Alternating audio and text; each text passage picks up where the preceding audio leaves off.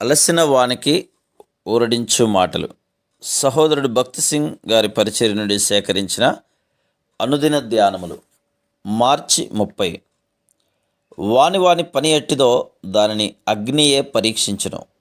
1 కొరింథీ 3:13. మన పని పరీక్షించబడును. దేవుని సేవకులంగా మనము ఆత్మలో ఎట్లు ప్రయాసపడవలనో ఎరిగి ఉండవలను. మనము శరీరానుసారంగా చేసినదంతయు కాల్చివేయబడును. మన మహిమ కొరకు చేసినదంతయు కాల్చివేయబడును. మనం ఏమి చేసినను అది లేఖనానుసారంగా కానియలా కాల్చివేయబడును. అందుచేతనే అపోస్తలుడైన పౌలు 1 కొరింథీ 3:12-13 ఈ విధంగా నొక్కి చెప్పుచున్నాడు. ఎవడైనను ఈ పునాది మీద బంగారము, వెండి, వెలగల రాళ్ళు, కర్ర, గడ్డి, కొయ్యకాలు మొదలైన వాటితో కట్టినలా వాని వాని పని కనబడును. ఆ దినము దానిని తేటపరచును. అది అగ్ని చేత బయలుపరచబడును. మరియు వాని వాని పని ఎట్టిదో దానిని అగ్నియే పరీక్షించును. ఎబ్రీలకు రాసిన పత్రిక 12:27-28 కూడా అదే తలంపు కనబడుతుంది. బొత్తిగా తీసివేయబడును మరియు చలింప చేయబడును అని దేవుడు పండ్ల చెట్టును గురించి చెప్పినట్లు చెప్తున్నాడు. దేవుడు ప్రతిదానిని చలింపజేయును. ఆకాశములు, నక్షత్రములు కూడా తొలగించి వేయబడును.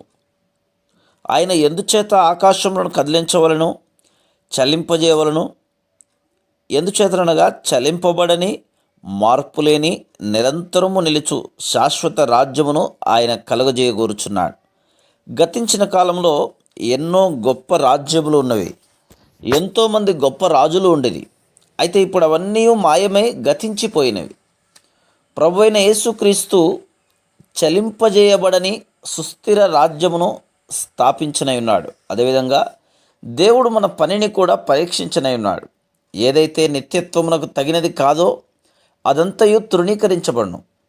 ఏదైతే దేవుని ఇంటికి సంబంధించింది కాదో అది తీవ్రంగా చలింపజేయబడి తొలగించబడును. పూణే నగరమునకు సమీపంలో ప్రభుత్వం వారు కొన్ని కోట్ల రూపాయలు వెల్లించి ఒక ఆనకట్టను నిర్మించిరి. అది భూమి మీద నిర్మించబడుచే దానిని ఉపయోగించక మునుపు కనీసం 6 నెలలైనను అది గట్టిపడు వరకు వేచి ఉండవలను.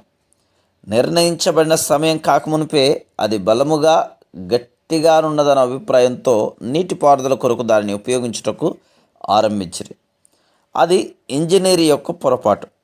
1962 వర్షములు ఆరంభమైనప్పుడు ఆ ఆనకట్టకు ఒకవైపున చిన్న పగులు ఉండుట గమనించిరి. అది సామాన్యమైన పగులు కాదు. బుద్ధిహీనముగా రాత్రంతయు ఇనుప రేకులతో, సిమెంట్ బస్తాలతో దానిని ఆపుటకు ప్రయత్నించిరి. కానీ ఆ పగులు ఇంకనూ పెద్దదైంది. జూలై 12 మధ్యాహ్న సమయమున పనివారు టీ త్రాగుటకు వెళ్ళిన సమయంలో ఆ ఆనకట్ట కుప్పకూలెను. ఒక్కసారి ఊహించండి. 30 అడుగుల ఎత్తైన గోడ లోపల నీరు గంటకు 47 మైళ్ళ వేగంతో ప్రవహించుచుండెను. బరువైన రాతి స్తంభములు గడ్డి వలె కొట్టుకొని పోయినాయి. ఆ పెద్ద వరదలో ఎంతమంది మరణించిరో, ఎంతమంది కొట్టుకొని పోయిరో తెలియదు. ఇది కేవలం కొంతమంది ఇంజనీర్ల నిర్లక్ష్యము, అశ్రద్ధ వలనే జరిగింది. దేవుని సేవకులు తప్పిపోయినలా దేవుని పనికి నష్టం కలుగును. కనుక ఆ ఫలితము చాలా తీవ్రమైనదిగా ఉండును. అందుచేతనే దేవుడు నీవెట్లు కట్టుచున్నావో జాగ్రత్త వహించుము అని ఆయన వాక్యములో హెచ్చరించుచున్నాడు. మనం రక్షించబడిన ఆత్మల విషయమై బాధ్యత వహించకుండా కేవలం సువార్త చెప్పుకొనుచూ పోలేం. చాలామంది హెచ్చరిక యొక్క పూర్తి అర్థమును గ్రహించలేరు. దేవుని వాక్యమును బోధించు ప్రసంగికులు, బోధకులు అర్థం చేసుకొని హెచ్చరిక తీసుకొని వెళ్ళను. మనం దేనికైనా సిద్ధంగా ఉండవలను.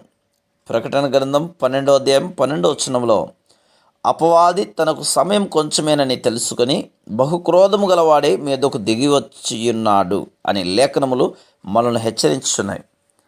ఆయన పని నిర్మించబోటగా దేవుని ప్రణాళికను ఎరిగినట్లో మనం ఎంత జాగ్రత్త వహించవలను కదా. Praise the lord.